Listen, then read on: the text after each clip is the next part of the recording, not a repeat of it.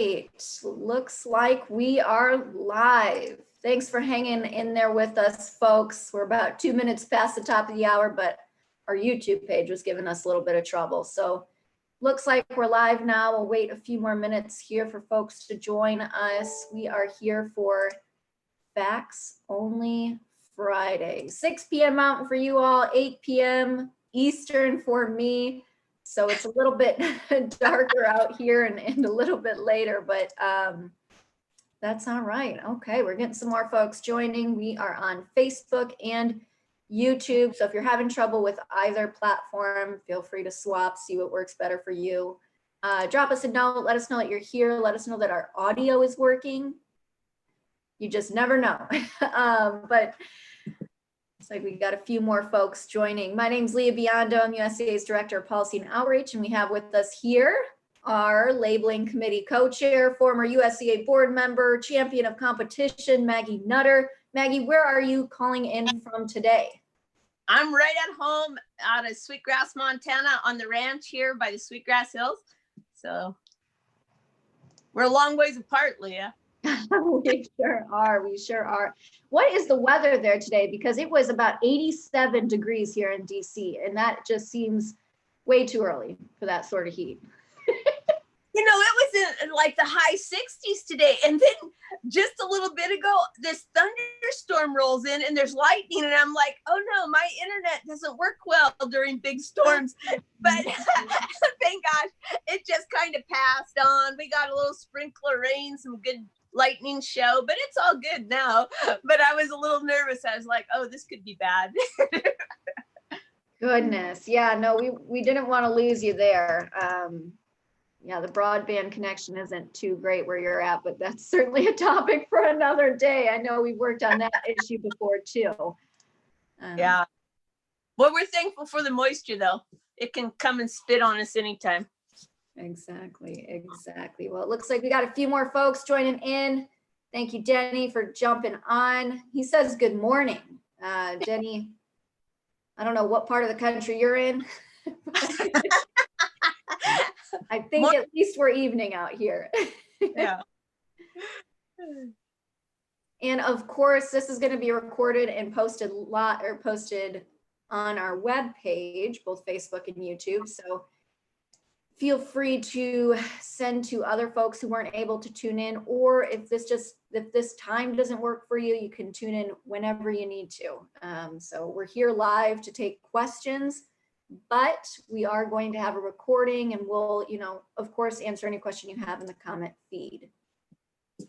So I think we've got a good number of folks on. We'll go ahead and jump in today. Our discussion for this Friday's Facts Only Friday, Truth in Labeling, everybody's favorite discussion. And I'm going to turn it over to Maggie here because we were chit-chatting before we started this webinar, started going live, and Maggie's been at this for much longer than I've even been a part of USCA. So she's got that real in-depth historical knowledge of, where we came from, where we're heading, how we got to where we are today, and all of the major players that have been involved so far. So Maggie, just a little bit of background of how you got involved in USCA, maybe how you even met Jess and the rest of the gang and got involved in this. Yeah, that's great. Hey, we formed a livestock association here back in 2012, 2013, and it's a 4-state livestock association, and I was elected president, and I had no experience at that. So about that time, I got looking around and I was really interested in a lot of topics, and I saw United States Cattlemen's and Jess Peterson, and he was talking about country of origin labeling because the World Trade Organization at that time was saying, well, you can't label that way. There's discrimination happening here with Canada and Mexico. So I found Jess's number. I called him up and I said, come up here to Shelby, Montana, and do us some, talk to us. And so he said he would, and we set a date, and then I called a whole bunch of people and had them come, and we met at the fairgrounds there in Shelby, and then we actually went up on De Valeur too. So we did 2 towns in one day, but it was back in 2013, Jess Peterson met, and I learned more about country and origin labeling. I learned more about United States cattlemen's, and it's funny because I look at myself back then, and there's no way I would have visualized myself having been a president of Marias River Livestock a couple terms. I'm back there again. I took time off. I termed out, and now I'm back, and I was a director for the United States Cattlemen's, and I just look at all that and I say, how did that happen? But it was really interesting, and Jess has been great to me. He's been a mentor and a friend, and I have just learned so much and enjoyed so much with the U.S. Cattlemen's. So that's been really key in moving me forward and me continuing to be passionate about the topic. And I think it's funny when something hits you, how you can get a passion for it and just hang on to it. And so that's really been good. So, in 2015, we all scrambled and we tried to stop coal from being repealed. The World Trade Organization said, we're going to side with Canada and Mexico, and you guys are going to have all sorts of stuff happen, retaliation and fines if you don't quit labeling that way. And it wasn't so much about saying country of origin. It was about how we were doing it. They thought was discriminatory. And then it just kind of, they repealed it. And when they did it, everything went away. And I think people just kind of settled there. Maybe, were you there, Leah, about that time when people just said, well, it's gone, and they were all good with it? Yeah, so I came on board at the end of 2015, which is exactly when this whole scramble happened. And I got to see the end of the fight and, what happened next. So I've been in the climbing back stage. I didn't get to see, when we had it and when we were fighting for it. It all really happened after I jumped on, so. Yeah, and it was, so many people said, well, it's gone. And it's gone because of retaliation, and there, people quit striving for it, is what I think happened. And not all groups. I know the U.S. Cattlemen's really continued to strive for it. Our CAF was really fighting for it. Farmers Union was really fighting to get it back. And so there was these groups who recognized the value of it, and we continued to fight. But the public was so unaware. The public didn't know what had happened. They either quit seeing labels on their beef, or they started seeing product of the USA. And so they didn't realize there was an issue. They didn't realize that what they were seeing was either lack of information or misleading information. And so with that, we started to fight harder. U.S. Cattlemen's really pushed harder when we started to see those product of the USA on beef. And there was no definition. When they repealed COOL, they took away the definition for United States beef. It no longer had to be born, raised, and harvested here. It just had to go through a USDA inspected facility. And so it could be imported, say from Mexico or Canada or Australia or New Zealand. There's many countries that import meat to the United States, and it would go through that inspection, get the USDA stamp, be packaged, and say product of the United States, product of USA. And that's really concerning to me. I'm not saying Canada isn't a wonderful country or whatever, but I'm saying there needs to be truth. And there is some differences in our feed things and maybe our veterinary care. And there's just differences. And some of the countries like Brazil or Namibia, I can't even say it, the African country. Namibia. Yeah, I can't even say it now. So then we look at diseases like foot and mouth disease. And so I think it's important that consumers be able to read that label, know where their meat is coming from for real, and make a decision. Do I want to support countries who are tearing down rainforests, have slave labor, and possibly different veterinarian care for their cattle than us? Yeah. And Or do I want to buy US beef and feel confident in the fact that we are one of the highest quality, highest phytosanitary. I mean, we just do it right here. Consumers demand that we do it right. And so there shouldn't be any other country sneaking their product in and calling it a product of the USA or US beef. We need that definition back. And so we started working on different things. We got a cool team together. We reached out to people who weren't United States cattlemen. We reached out to anybody who was passionate about country of origin, and we did some little letter writing, some campaigns. We did a petition, but the knowledge to the consumer was still very slim. They didn't understand what was going on. But then it seems like in 2018, 2019, people started learning more. There was more talk about it, and we started to see more things. And it was kind of interesting. I got to look at my notes here so I don't get my dates wrong. But back in 2017, Senator Daines had egg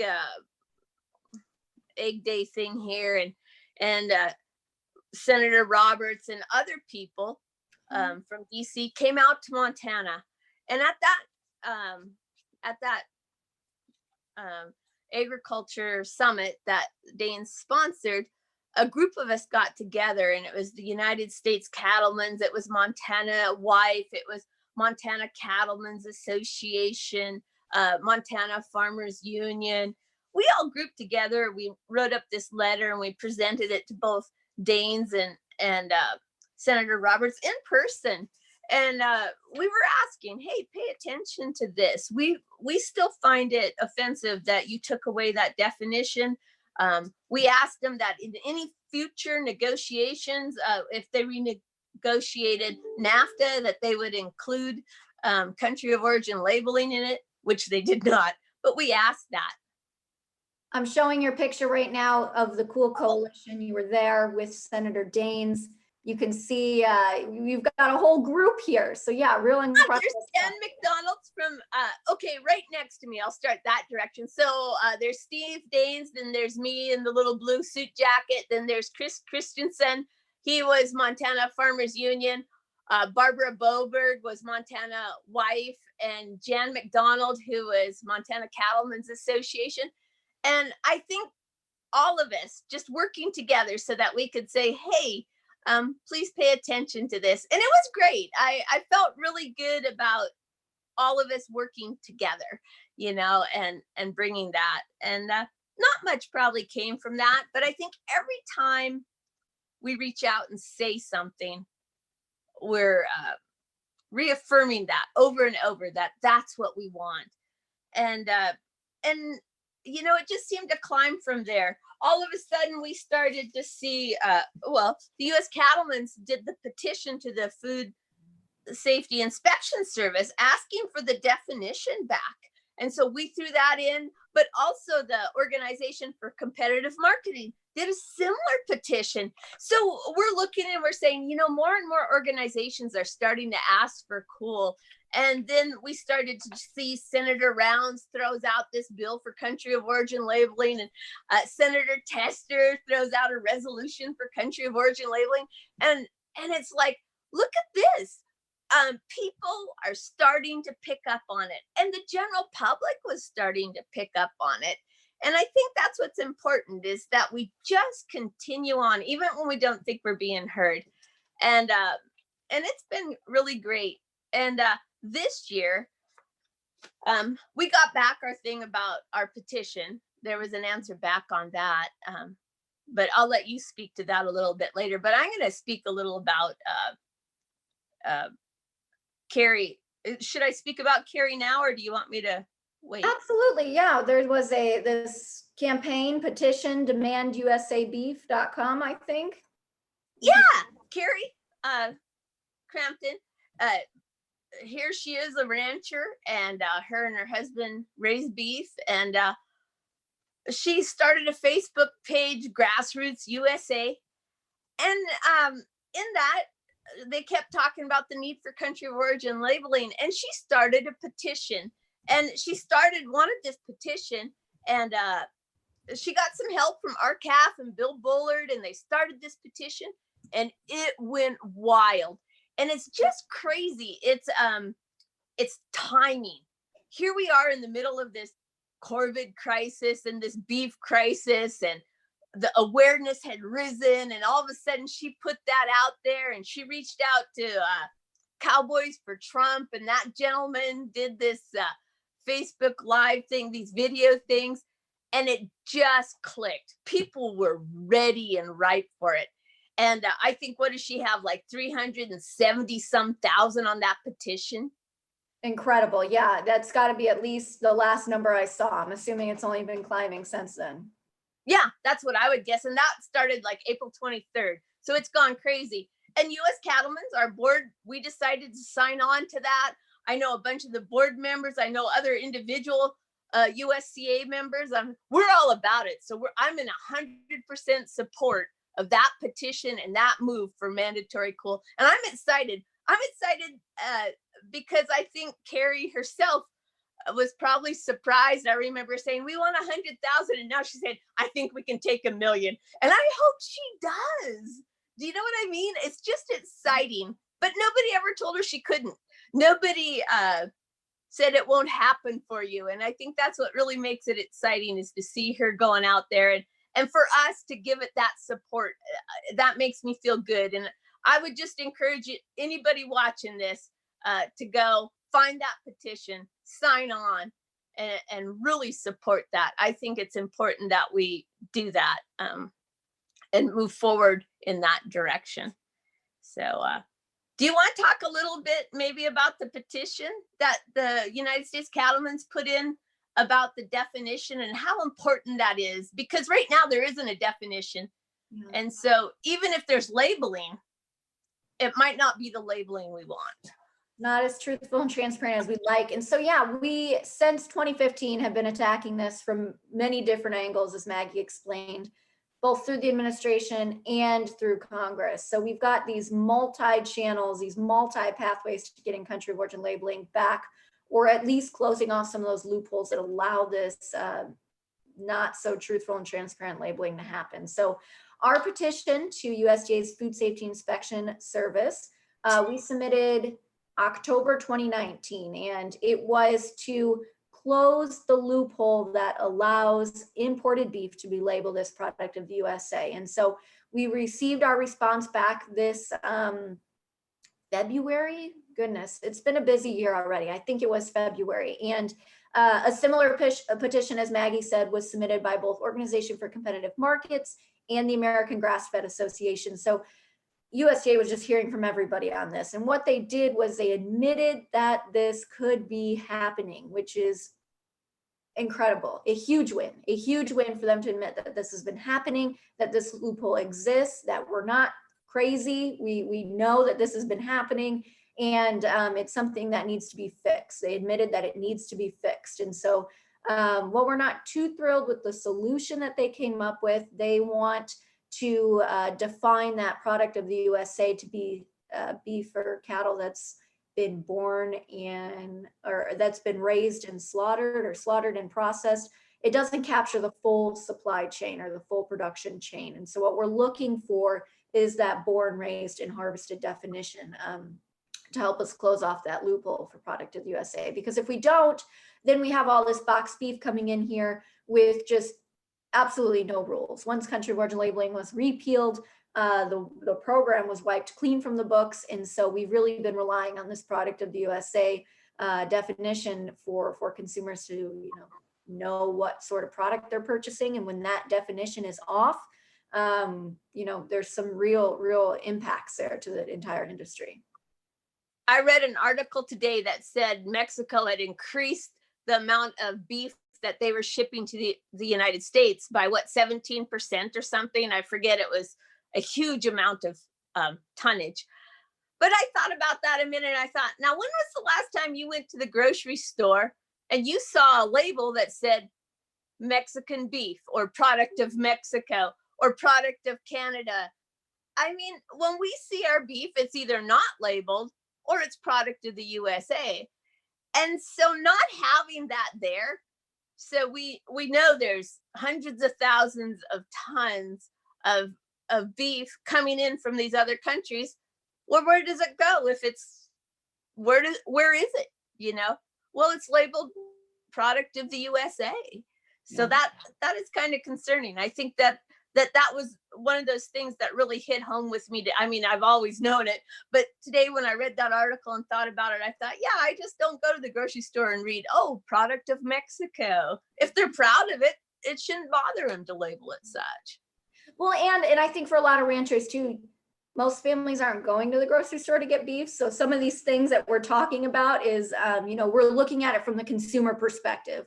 So we're looking to provide that truthful and transparent label, and in the process, show our pride for our own homegrown beef. And so, and Karina Jones in our Facebook message, thank you for sharing the link. Really appreciate that. It's always great when we've got these cattle organizations kind of rowing in the same direction, especially when we're talking to folks on Capitol Hill. USCA's got a headquarter, a base here in Washington, D.C. When we're not on lockdown, I'm about a 15-minute walk from the Capitol building. It's actually a 3-mile run. I do my loop in the morning, but when we're all rowing in the same direction, when we're all speaking from the same voice, it makes it so much easier to sell these issues on Capitol Hill. When we're constantly fighting and bickering within our own ranks, it's extraordinarily difficult to get Congress to move on anything. So this week, maybe the pandemic highlighted some of the concerns we have in the industry. Maybe it was that, we're finally loud enough to be heard, but we saw some really cool movement happening. No pun intended. I really didn't mean it, but we saw some great movement happening this week in the Senate and in the House. And so it's really neat when that happens. And Maggie, you're a great example of what it means to be an incredible advocate. Like you said, you've been pushing for this for so many years. And even though you thought nothing happened with your meeting with Senator Daines, I mean, he signed on in support of mandatory country of origin labeling this week. So that's incredible. Yeah, it is exciting. And he signed on to a resolution. And I don't want people to think, hey, there's a bill out there right now that says, hey, we're going for country of origin, mandatory country of origin labeling. It's a resolution that Senator Rounds, Senator Daines, and Senator Tester and others signed on to, saying we need to ask for this. We see the dilemma the cattle producers, the beef producers are in, and we need to look at that. We need to negotiate in our trade deals for country of origin labeling, and I think that's a great move. I would love to see the bill, right? But I'm going to celebrate every step in the right direction. And I think that's important, to not be all or nothing, to say, hey, this is a step in the right direction. And the fact that the food service inspection agents, they looked and they said, hey, maybe we have a problem. Every little thing, even though it seems like we're climbing these big mountains and only going part way, it's in the right direction, and people should celebrate that. And I really feel that way. I'm excited. I'm glad that they're starting to see our need, and those insights only move forward, I hope. So I'm excited about that.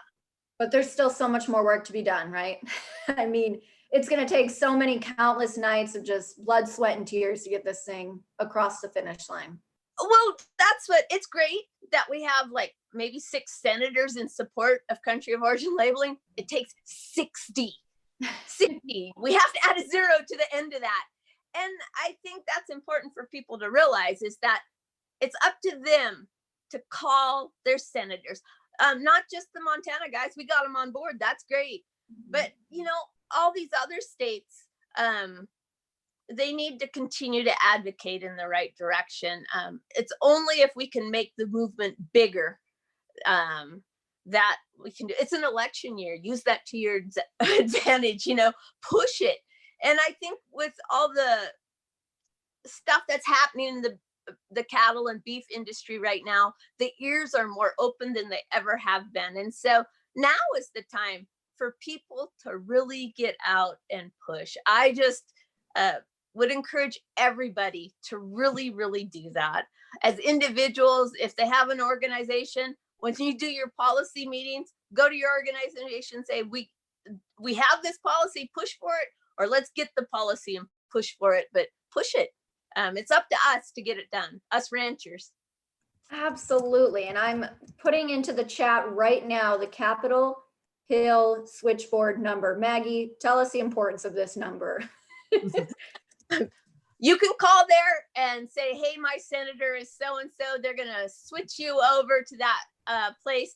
And every time you call in there, they kind of tally that up about what the conversation's about and if you're in support of something or against something. And so they need to see that repeatedly, not just, oh, I called there once, do it again and again and again, because it's our consistent voice, it's our squeaky wheel, it's our persistence. My husband calls it bullheaded, but you know what? You just gotta be there. You just gotta keep at it. You've got to be stubborn because the other groups are also as active. And I know we've hit this, trying to think specifically on the livestock hauling issue. We're pushing up against consumer safety groups. We're pushing up against these folks who think that, you know, we should be restricted to 4 hours on the road with livestock and you know, they should be taking 1 week breaks in between each of their loads. And so they're hearing from those folks all the time, and they're hearing from, in this case, the multinational meat packers. They've got a huge lobby here on Capitol Hill, and you know, we run into their lobbyists quite frequently in the hallways. They're very active. They're very you know, financially well off. I don't know how to say that without, but there's a lot of you know, a lot of power behind some of their words and their lobbying efforts too. And so we've got the numbers, we've got the grassroots, and we've got the votes. So at the end of the day, your voice really does matter. As Maggie said, they tally every phone call, every email, every handwritten letter, if that's your thing. Everything gets tallied up and marked in an order of importance. So make sure to keep country of origin labeling at the top of your call list every week. Yeah, I got an interesting email from a lady who's been an acquaintance of mine for quite some time. She was at the meeting with Jess back in 2013, and she said Senator Daines had been talking and doing these town hall meetings and stuff, and he had asked for some donations, and she told him, you don't need more money, you need more friends, and if you want more friends from the rancher community, you need support country of origin labeling. And so when he came out with this, she let me know. She sent me an email, and she was excited. And I'll tell you what, that is what gets things happening. It's those people who speak up. And so, Pam Swanson, I am proud of you. Thank you for being there. It's those people who make that call, who write that email, that do it. We can do it as an organization, but it's those individuals, they count. They really do. Absolutely. And this is my plug. We're at the top of the hour now. If you've got questions, comments, whatever you want to communicate to us, drop it in that comment box. We're going to read off some questions here. We'd really love to hear what you're thinking. What sort of concerns are still lingering on this issue?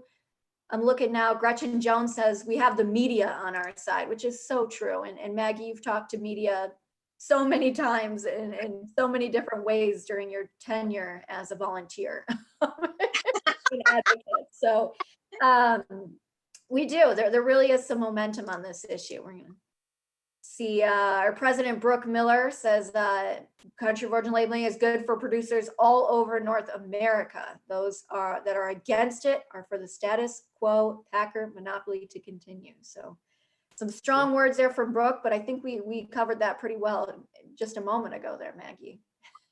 Yeah.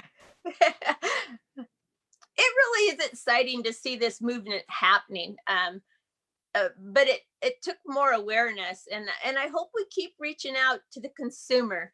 Right now, when I look at beef prices in the grocery store, I'm we butcher our own cattle, right? So we walk to the freezer, we pull out a package, it's our beef.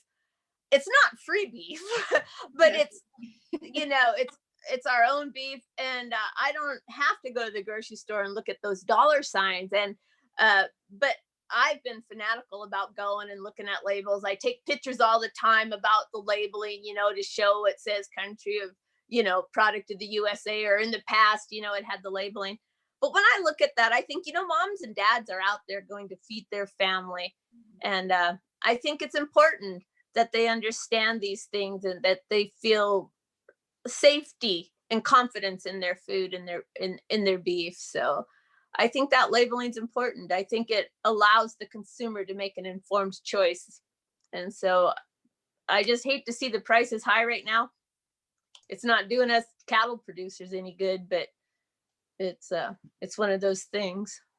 That and the limits on beef right now, very, very difficult times, but I think we'll make it through. We seem to always do, the industry always does. And I don't know, there's certainly a lot of solutions out there, none of which are silver bullet. And I don't think we're claiming that country of origin labeling is a silver bullet either, but it is a tool in the toolbox of all of all things that can benefit the industry, right? I mean, this is one issue combined with many other issues that are going to make a stronger bottom line for U.S. producers. And I think that sometimes gets lost, that there isn't just one issue. There's not just one thing that's going to fix the entire industry.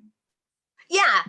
And it's not an instant overnight thing, but I think it's a move in the right direction. And we just have to keep pushing back and moving that needle in our direction.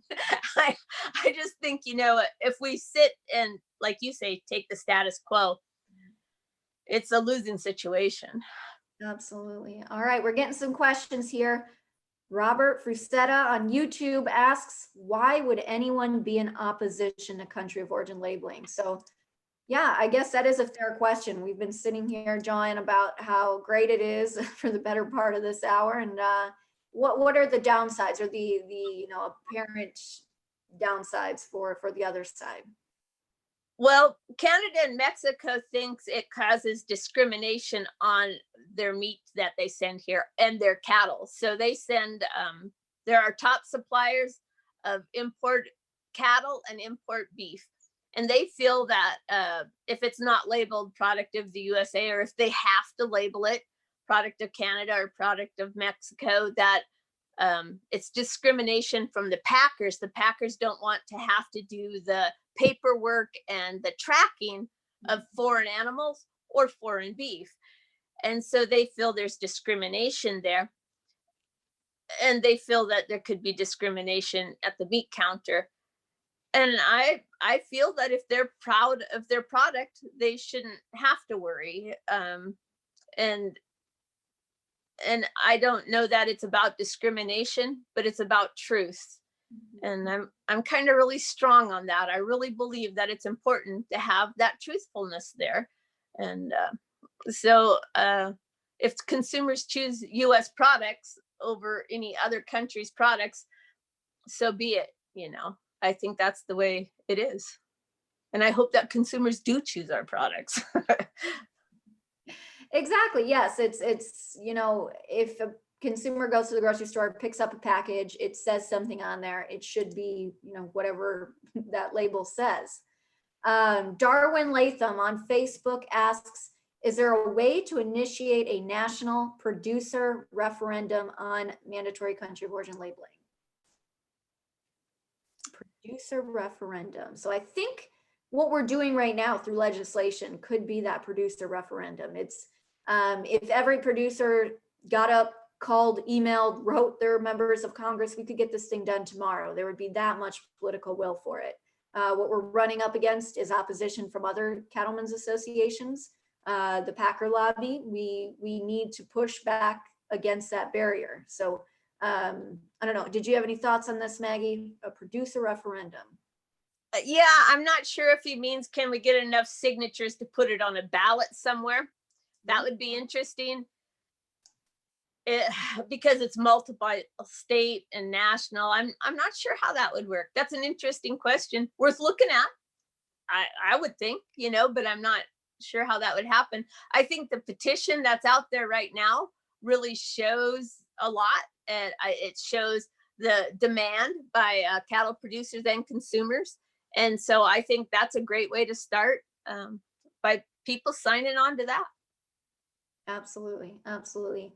We've got another question here from Joe Bob Whitaker on Facebook that says or asks, tell the problem with voluntary labeling. And so maybe we'll touch on this subject now, the voluntary versus mandatory labeling.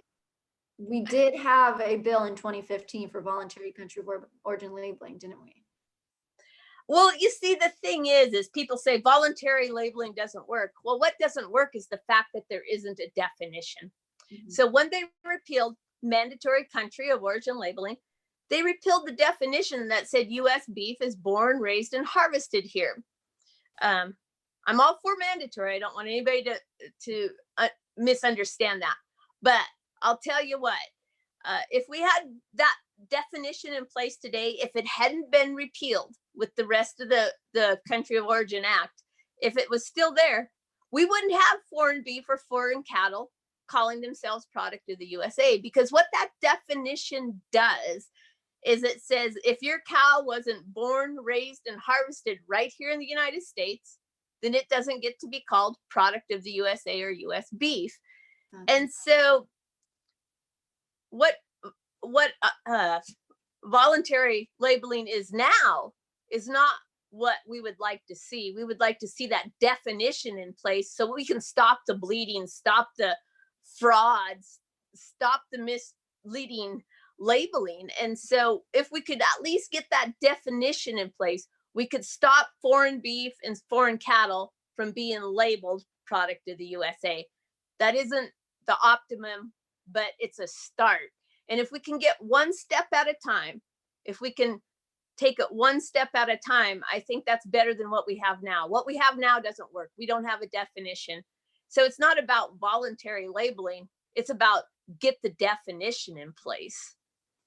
Exactly. One step at a time. We didn't lose the program all at once. You know, it happened slowly over the course of several lawsuits at the WTO, several bills being introduced. So it's going to take a little bit to get back towards it. That's just the nature of the political game, I suppose. But let's see. The other thing I'd like to bring up is after it was repealed, the USDA sent out that memo to the packers saying that they no longer had to provide the country of origin further down the line. So the wholesaler retail, when it leaves the packer, they don't have to identify it as anything other than product of the USA. In the past, they had to send that country of origin on the box to the end user, right? To the end retailer. And they don't have to do that anymore. And so it's not even like your local grocer can go look at their box and always tell, because it will say product of the USA. The packer doesn't have to pass that information along. And if we were to get the definition back for born, raised, and harvested here, it would really help move that needle back so that our grocers, so if you had a state country of origin bill, they would have a better chance at enforcing it and labeling it appropriately. Absolutely. And several of those state labeling bills, you know, we've been a part of. We've supported the Coors labeling bill in Colorado, introduced by the late Kimmy Lewis, and in Montana too. We've supported some of those efforts. So it's certainly an interesting pathway, but I think we're headed in the right direction with all of what's going on now. I'm looking for more questions, comments. We're going back to Robert Frusetta on YouTube, who says, shouldn't the consumer be allowed to discriminate and have freedom of choice at the meat counter? I think so. This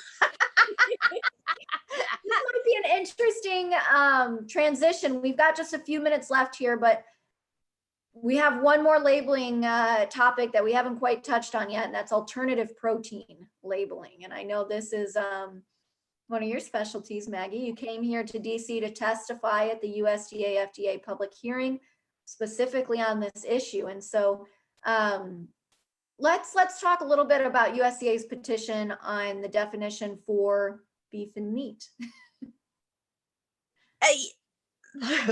Yeah.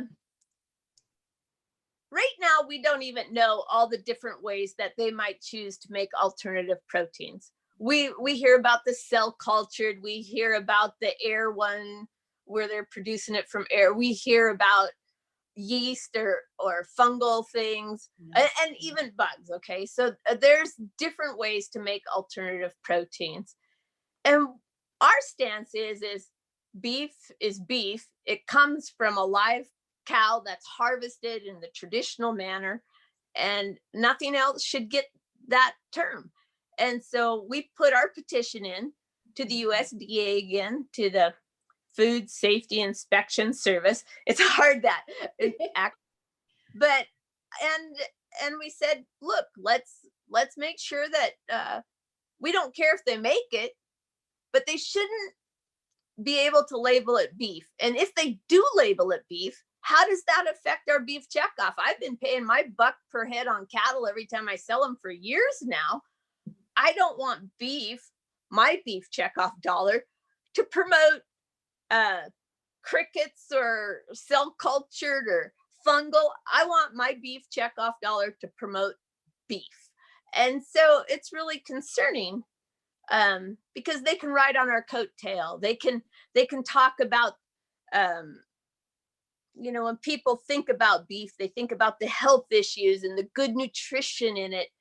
And I don't think that they should get to utilize that. I think that that's the hard thing. And so when we put in our petition to the USDA, those things were brought forward.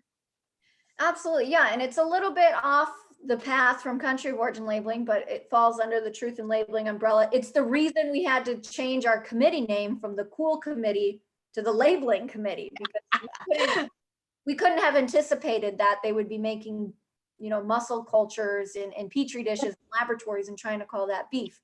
So this is a brand new issue. We don't know yet where it's going to take us. I will say, when we started on this in 2018, they kept promising, we have the product ready. It'll be ready by year's end. It'll be ready by year's end. We're 2 years in now, and we haven't seen quite any movement. I think I saw reports the other day that they raised something like $700 million in venture capitalist money in the first quarter of 2020, which is great. Let them spend as much money as they possibly can trying to get this off the ground. And it's not a for certain thing. We know how to make beef. We know how to make other meats. We don't know how to make this petri dish stuff yet. And so it might be a while before we see something, but USDA and FDA, as long as we've got that regulatory framework worked out in that that these products can't be called beef or meat, I think we'll be in a good place moving forward. So we really hit at the right time with our petition, I think. Yeah, and we don't know about the future. It's funny because like you said, we couldn't have anticipated that. But what we did was, there started to be those rumors in that stirring, jump on it. Mm-hmm. And I think it was really good that our board, like Danny Beer, and we recognized right away that this could be an issue. And even now, during this crisis where they're having some problem with the packing plant, the plant-based proteins, the alternative proteins are all like pushing really hard. And I think, it's concerning, because we don't want them to utilize our crisis for their betterment, and I think that is a concern. And I also think the fact that many of the meat packers, the major ones, have invested in cultured proteins and plant-based proteins is concerning to us as beef producers. When I'm raising cattle, and for them to say, yeah, well, we like cows, but we have this other stuff on the back burner or the side burner, and we're cooking it up, bringing it up to speed, it is concerning. Mm-hmm. Mm-hmm.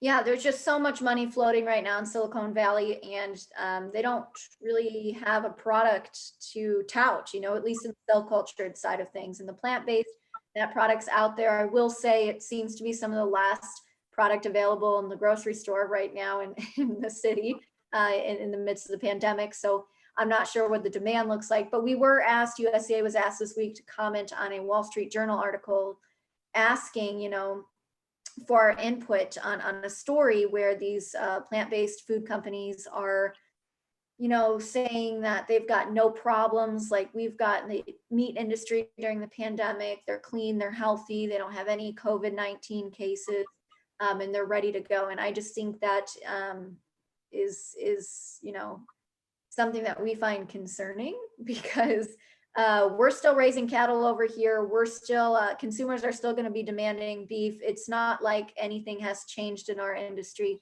We're just facing some difficult times right now. And like you said, very concerning that they're trying to capitalize on this pandemic, on this crisis. You know, definitely should not be able to use the terms beef or meat in the grocery store. That's for certain. Something else that always hits me is, like you said, plant-based proteins have been around forever, for decades. But I've never heard a farmer in my area say, I want to eliminate animal agriculture, right? Yeah. And it's kind of different because on the cell cultured proteins, the whole organizations, a lot of them have big agendas that the whole goal behind it is to get rid of animal agriculture.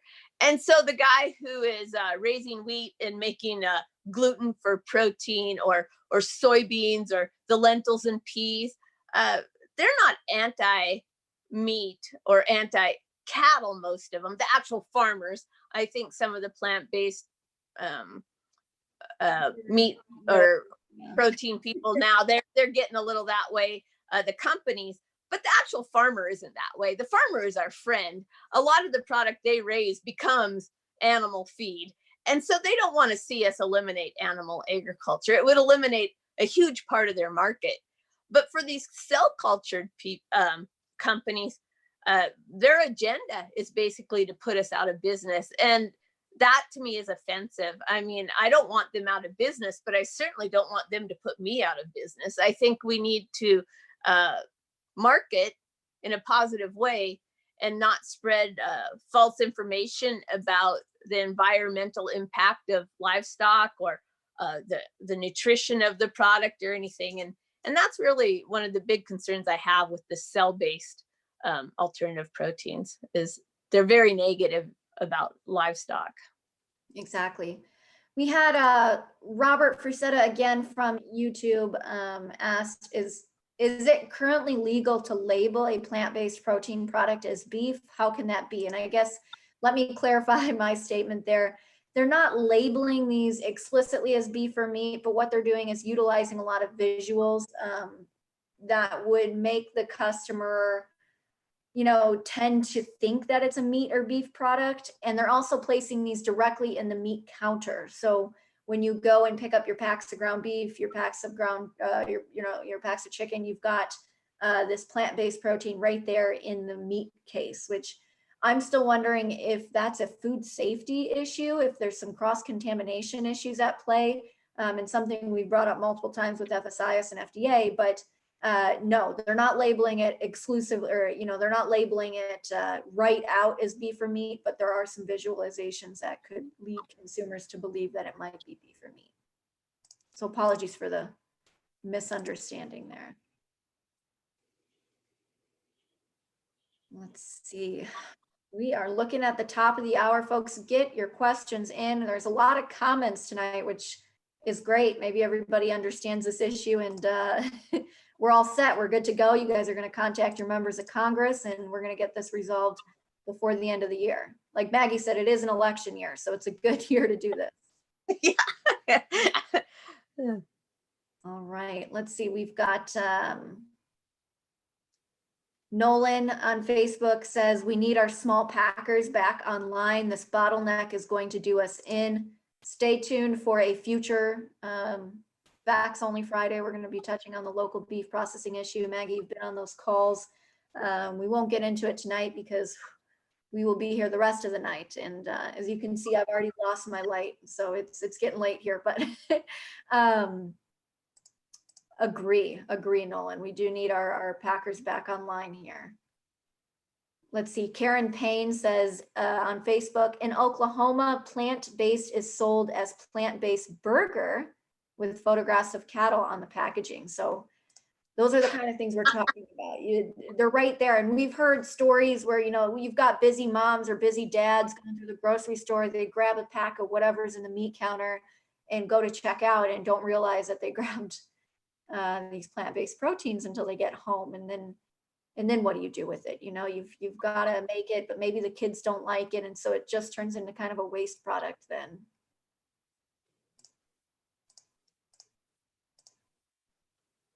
Right. Well, goodness, did we touch on everything here tonight, Maggie? I don't know. We sure talked about a lot. That's good. Sure talked about a lot. I'm looking back through here. Thank you guys all for joining. We had such a good turnout. Let us know if these Friday evenings work, if they're too late, if they're too early in your part of the country, if maybe a Saturday or Sunday would work better. We're open to your suggestions, your feedback. I do want to make just a quick plug here, and actually our past president, Kenny Grainer, asked me to do this, but head on over to our website and check out our apparel store. Kenny must be decked out in our official merchandise, and you can just find this if you just go straight to our uscattleman.org here, and you click onto our store, and that's how easy it is to find this. And in this store, we've got all of our official merchandise in here. All of the proceeds go right back into the organization.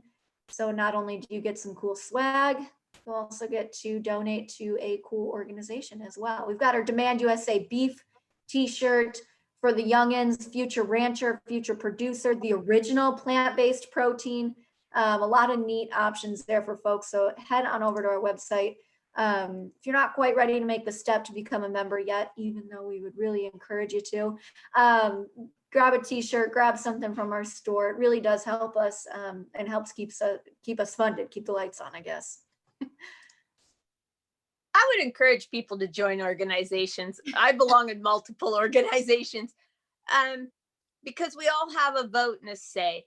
And I think that's important. And I think it, like for us, our membership helps for our people in DC to go and speak directly to the senators. We can all do what we want on Facebook, but I can tell you, most of the senators aren't sitting there listening or reading our Facebook posts, right? If we want to reach out to them, we need a lobbyist or a representative, or do a fly-in. This year we won't have a fly-in because we're all quarantined, but go and see them. But those telephone calls, those emails, but membership, I think that's key. And it keeps you informed. You guys are always sending out those great newsletters via email, and we get a hard copy a couple times a year. I think that's important. And you can't advocate for things if you're not informed. So that's the part of your organization, is that information pouring in direct from DC that really helps us keep on top of things. Well, thank you for the plug there. And we've got a bunch of thank yous for doing this in the comments here. Thank you all for tuning in. This isn't us, this is on you all. We couldn't have this, what is it, a power hour, Facts Only Friday, without you all tuning in. So thank you. Any questions, comments, anything that you might have thought of after the call, drop it in the comments. Maggie or I will get to you and answer your question. But thank you all for jumping on. I think we're going to call it a night. And with that, thanks for joining Facts Only Friday. We'll see you guys next week. Bye-bye.